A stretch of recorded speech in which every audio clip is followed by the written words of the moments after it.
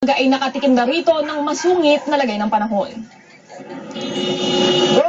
Maaga pa lang bumuhos na ang ulan sa Tacloban, kabisera ng Leyte. Pahirapan ang pagsakay ng mga pasahero ng eroplano, bit-bit ang mga payo. Naapektuhan na rin ang visibility sa paligid ng airport. Pero hindi pa raw ito pagbabadya ng bagyong Yolanda na inaasahang bukas papapasok sa Philippine Area of Responsibility. At ilang sandali lang, naging maaliwalas uli ang lagay ng panahon. Pero tuloy ang paghahanda ng lalawigan sa pagdating ng isa sa pinakamalakas na bagyong tatama sa Leyte sa loob ng ilang dekada. Nagpulong na ang Provincial Disaster Risk Reduction and Management Council. Pinaghahandaan raw nila ang posibilidad na mas malala pa sa bagyong Pablong tumama sa Davao Oriental noong nakaraang taon.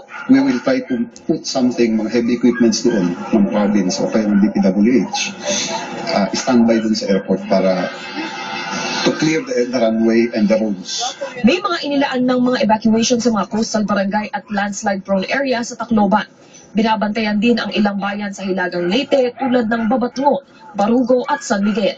Gayon din ang mga malapit sa mga watershed ng Binahaan, Dagitan at Calacan.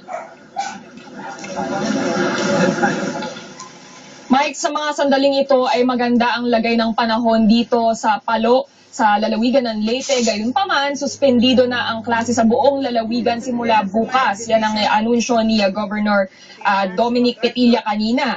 At simula bukas, ito ay para magkaroon ng panahon para ihanda ang mga silid-aralan na magsisilbing evacuation center. Ang suspension ay magtatagal hanggang Biyernes kung kailan inaasahang papasok na sa maglalandfall na ang bagyong Yolanda. Mike? Maraming salamat.